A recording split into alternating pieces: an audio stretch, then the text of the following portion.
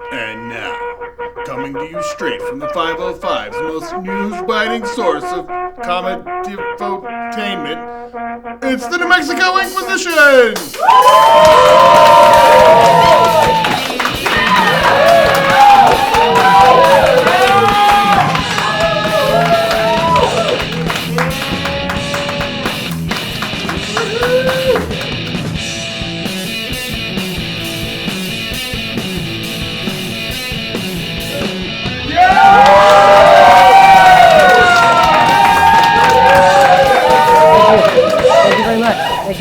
Welcome to the New Mexico Inquisition. I'm your host, Danger K. Varoz. The state legislature has been a unique combination of busy and not busy this past month, but all eyes are on the governor. Why is she vetoing everything she sees? What really happened on that ski trip to Utah? Does she even watch our show? How much does she lift? Let's get woke right now. Headlines. Governor Martinez recently injured her ACL while skiing in Utah. Now, we're getting conflicting stories about exactly what happened. Some sources report that she tore up her ligament when she mistook it for the Democrats' 2017 fiscal budget, while others say that she fell during an attempt to swerve between the Santa Fe Reporter's lawsuit with her office and those loathsome sweetheart deal accusations about her campaign. Let's take a look at some footage from the event to see what really happened.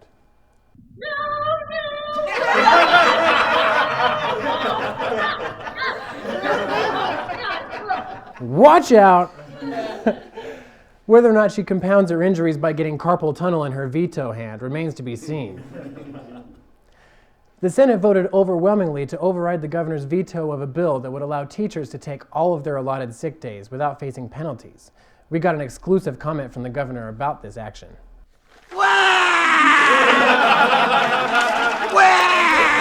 Terrible.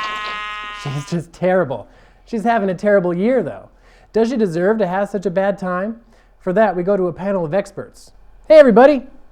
Hey. Hey. So, does Governor Martinez deserve this big duty pie that she's dealing with? Yes. Sure. Yeah. 100%. Right? Definitely. Absolutely. For sure. Fair enough. Oh my God. Bye, guys. Thanks. For sure. Thank you. After a restrictive abortion ban failed in the House, in part thanks to Representative Patricia Roybal Caballero, a Catholic Democrat who spoke out against the bill and stressed the importance of women, their families, and doctors rather than the state having the freedom to make these kinds of personal decisions. Good on you, Representative, for seeing the big picture. Santa Fe Archbishop John C. Wester later commented, "We must use our conscience, but it needs to be a formed conscience, you know. A lack of formed conscience can create havoc and problems, man. Especially when a public or elected person identifies themselves as Catholic and then uses that to justify a vote for abortion. You know, that person..." And this is a teaching across the whole church. That person is themselves separating themselves. You know? Wow. It takes a leap of faith just to make heads or tails of that statement. But thanks for the input, Archbishop. 2 other bills to restrict or ban abortions have since stalled in the session.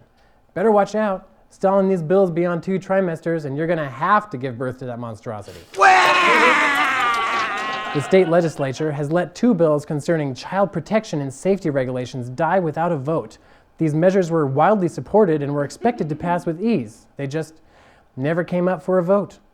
Bills that did pass in this session include the creation of a community college day, Las Cruces Day, Cibola County Day, Let's Move Outside Day, St. Felix Pantry Day, New Mexico Highlands University Day, Chess Service Day, March of Dimes Day, Las Vegas Day, Grant County Day, Bueno Foods Day, Boy Scouts of America Day, Wear Red Day, and a few dozen other specially designated days. How fun! Well, if the actual child protective measures couldn't pass, they could have at least had the time to pass a New Mexico leads the country in deaths resulting from child abuse day. Let's make it official with its own special day. The New Mexico House of Representatives has voted to ban indoor tanning for people under the age of 18 and to require that tanning salons post a notice and offer waivers detailing the health risks. I think they should just take a page out of the Surgeon General's playbook and paste a picture of this lady up on the front of every tanning bed. A proposal to cap interest rates on small loans at 175% won with overwhelming support in the State House recently.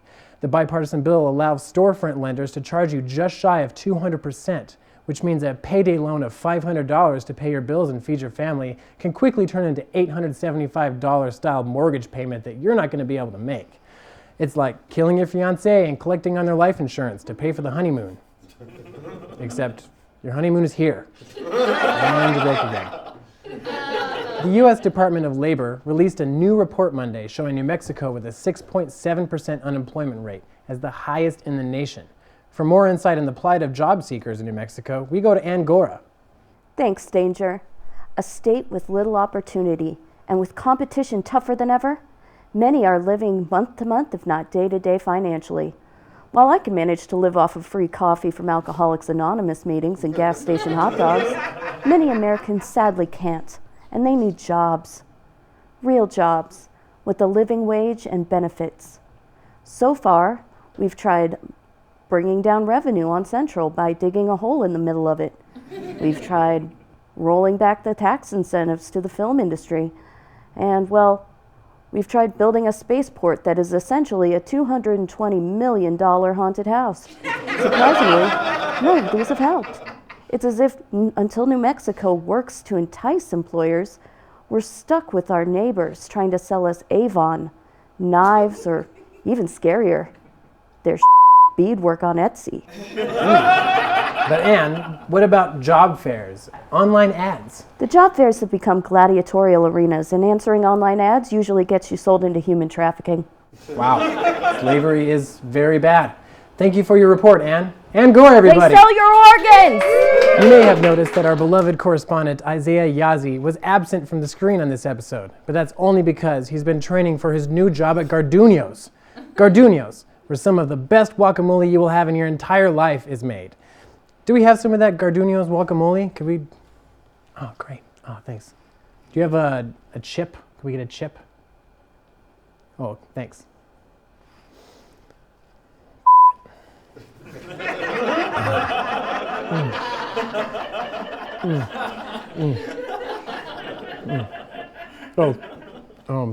Yeah, trade.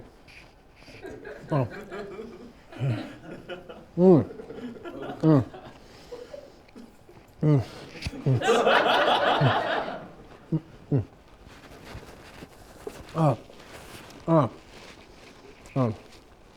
Here, I got it. Too much.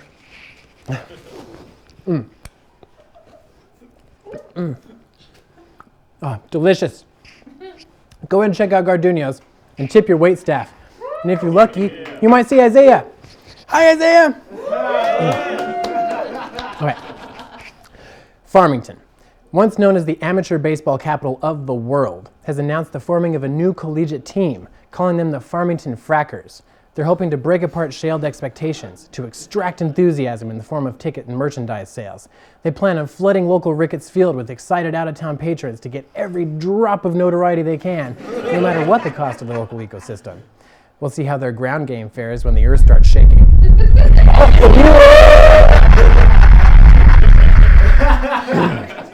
Winning Coffee Company, Albuquerque's current Barbados of unemployed coffee-drinking hipsters. You know, the place with the literal moat of cigarette pirates guarding the surprisingly delicious and decently priced breakfast food? It's going out of business, guys. They started a fundraiser on Indiegogo in an attempt to save their business. Meanwhile, KRQE has promoted a Santa Fe startup called Perk. We're talking about what could be the future of coffee making, a machine built right here in New Mexico. It's taking what's known as the third wave coffee house experience and putting it right into your home. Which has raised over $90,000 of their $100,000 goal, while Winning has raised less than half of their $30,000 goal. To put that in terms easily understandable to the regular anti-patrons of Winning Coffee, they've bunned exactly 13 cigarettes of their 30 cigarette goal without smoking any. Also, they're dying of cancer. Goodbye, Winning Coffee. Hello, this thing. Perk, created by Jacob Svek and hailed as third wave coffee machine of the future. Third wave coffee is described as an intricate, handcrafted brewing process where there's a total and even saturation of coffee grounds, which in turn bring out the texture and notes and flavors of the coffee beans. This $300 abomination, not unlike something you'd find in a Sky Mall magazine, is marketed toward hipsters who obviously don't find traditional percolation adventurous enough. A paleontologist at the New Mexico Museum of Natural History and Science named Sebastian Dahlman recently uncovered the bones of an extinct animal while re-examining fossilized fragments already in the museum's collections. Oh no, not the skeleton of his decade-long missing first wife, Karen. But leave the graphic up so people can get a good look at her. Oh, Karen, we're gonna find you. Don't give up, Karen. If you give up, you're already dead. So yeah, the dude found a dinosaur, and now he gets to name it. Might we suggest Karenosaur? This newly discovered dinosaur is believed to have existed 65 million years ago and most likely lived entirely on plants. I win the office pool. Paleo diet kills. Pay up, pay up, pay up, pay up, pay up, pay up. Thank you, thank you, thank you. Getting money. Nevertheless, we sent our own bones expert, Kevin Baca, out to find out more about this exciting discovery. Kevin? Hey, Danger. So, yeah, no. Bones, aka Dr. Temperance Brennan, is the main character on a show that's been around since 2005. Do you guys even research this stuff?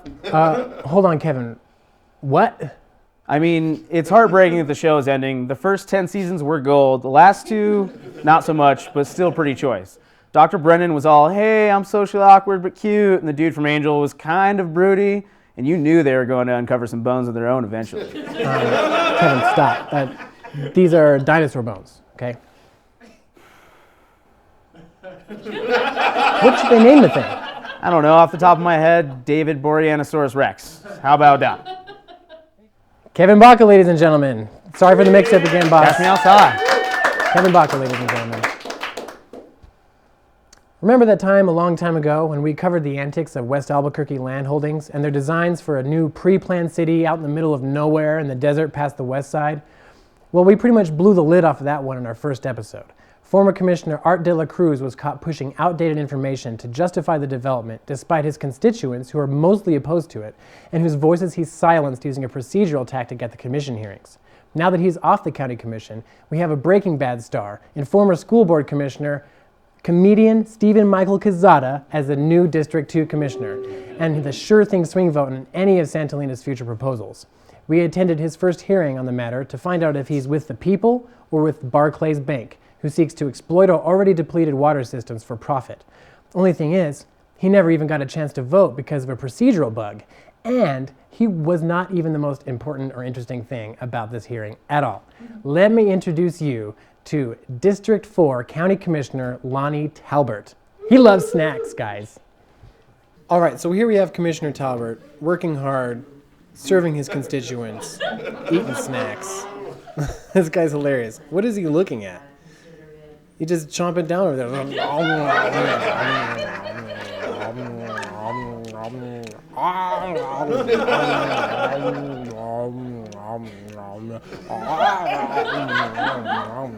Did he just vote on a motion with his mouth full of snacks? He did. He better get something to wash that down. I love county commission hearings, so delicious. At one point, he just straight up leaves. He's like, I'm good. I don't need to hear any more comment.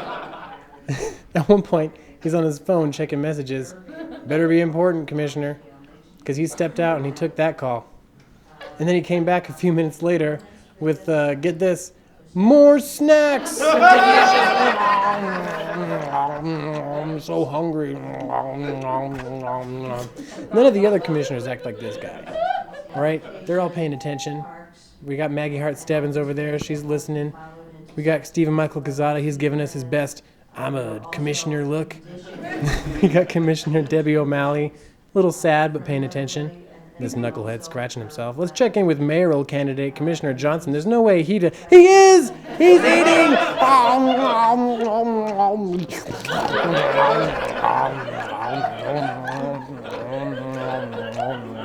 At one point, we set the camera up again, a little higher angle, to see what Commissioner Talbot was looking at the whole time. And look, there it is. It's his phone. He's just scrolling through Pinterest the whole time while they're debating billions of dollars in your taxpayer money over the next 10 years. Amazing. I would love to know what you think Commissioner Lonnie Talbert was snacking on during this meeting. He might have been snacking on something from Trader Joe's. I think little candies, little dark candies called jibs. Must work up a big appetite browsing through the internet through these hearings the whole damn time. It's crazy. So can you just tell me what you think happened today? Sure, the process was extremely confusing. Oh, Mr. Johnson. It was your motion, that's fine. Yeah, I thought it was my motion. Okay. Are we in agreement on the motion, Madam Chair? There's a miracle. We are. Am I raining here anymore? We had requested that the level B proceedings be deferred for a number of reasons. One of the primary reasons was because the developers failed to get this required development agreement with the Water Utility Authority, and that matter kind of reared its ugly head at today's hearing. Through the county presentations today, their claim of no net expense is bogus. You heard them talking about transportation and all this open space and all that stuff. That's all going to be incurred by taxpayers. The developers are not going to pay for that. We're going to end up paying for that through the development while streets go unpaved in Albuquerque, lights go out. You know, that money that could go to us is going to go to them instead. Well, I think a delay is always a victory. In this case, because this is such a convoluted plan of putting the horse before the cart in the issue regarding the issue of water. I was reading on Commissioner Johnson's sort of bio in his mayoral website, and there's a whole link to Santalina, and in it he mentions that, you know, that TIDs aren't really a thing, that they're just kind of a word we toss around and it doesn't actually equal taxpayer dollars. What are your thoughts on that? Yeah, they're really a thing.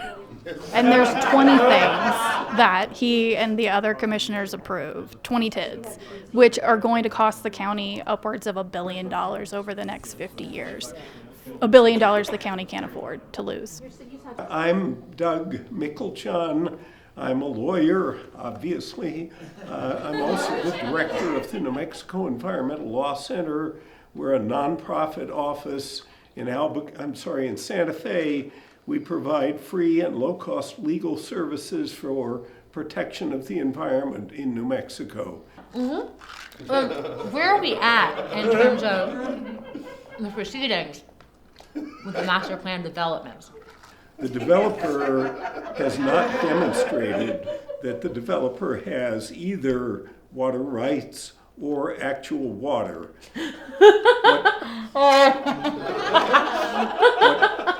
And those two things, it may seem odd, but those two things are sometimes different, actually. Having water rights doesn't necessarily mean that you have water. If they don't get it, is there a plan B? Is there a plan B for where the water is going to come from? Not that I'm aware of. And the developer hasn't pointed to any such plan B or any alternate source of where the water would come from. So what can the average citizen do to get involved, and help you with your cause? I think the most important thing would be for people to let their county commissioners know how they feel about this. The county commission has changed somewhat since that vote. Yeah, that's right. We've got Stephen Michael Quesada instead of Art De La Cruz. That's right. Do you have high hopes for Stephen Michael Quesada? I don't know.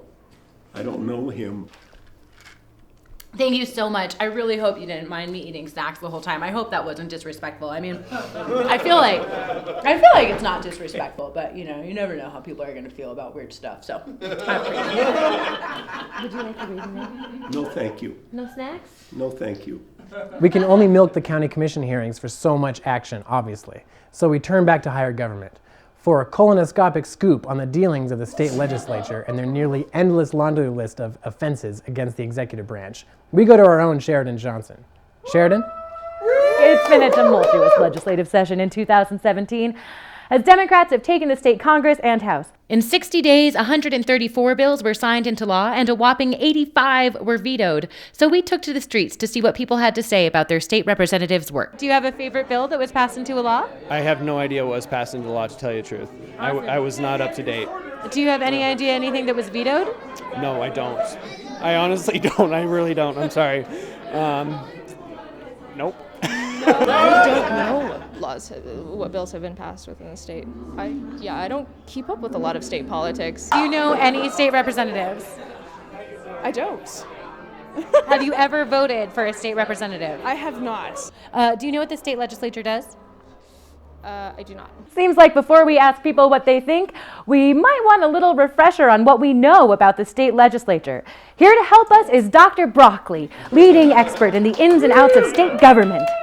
Well, Sheridan, the state government works about the same as the national government. What are the 3 branches of state government? I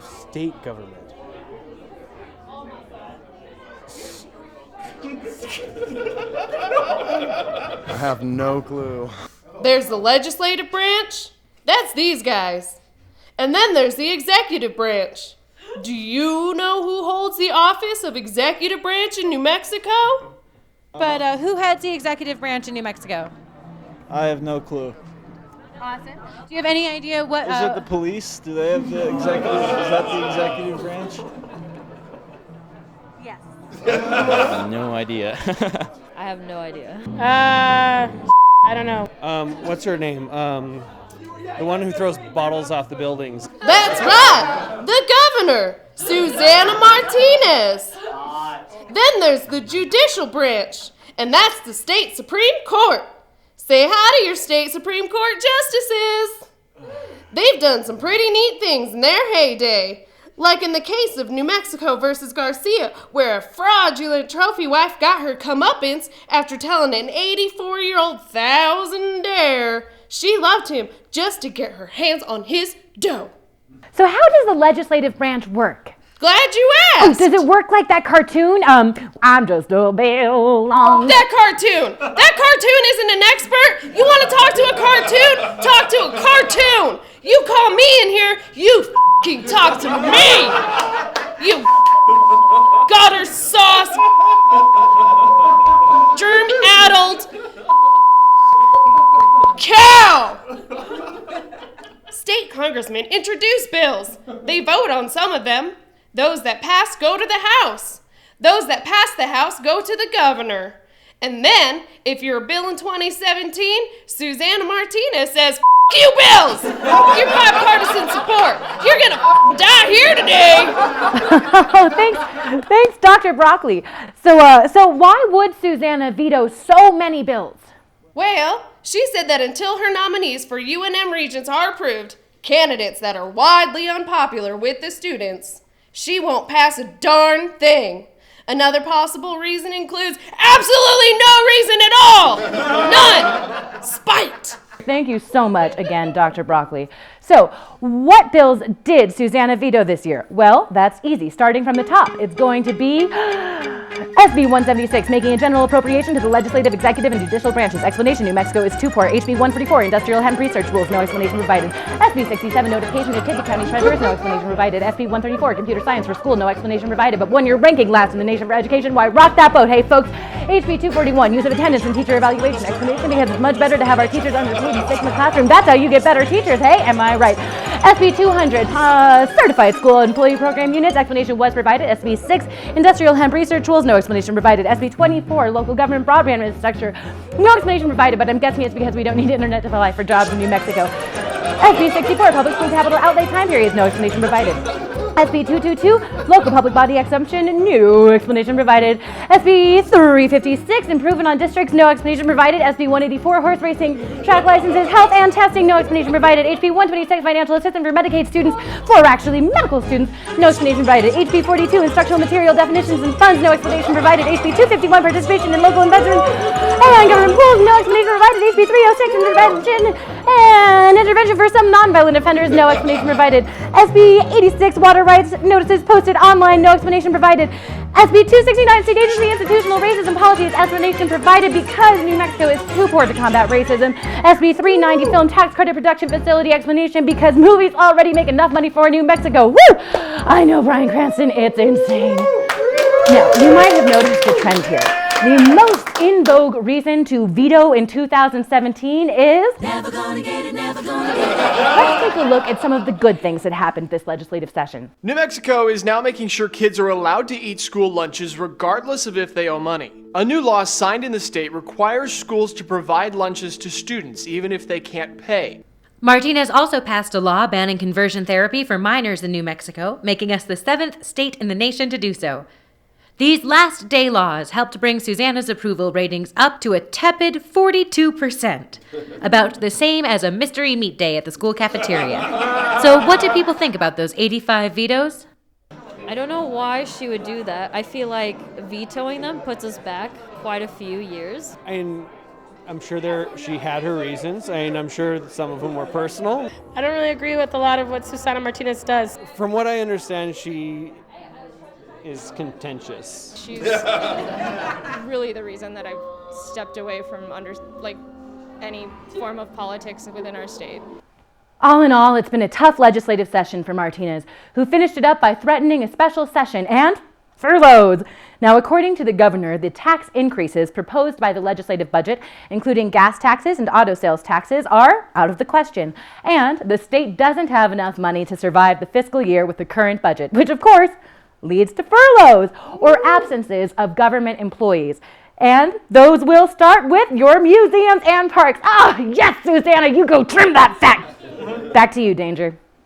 Thanks again for watching the show, and we'll see you next time right here on UABQ, also on YouTube. Don't forget to subscribe. Peace out.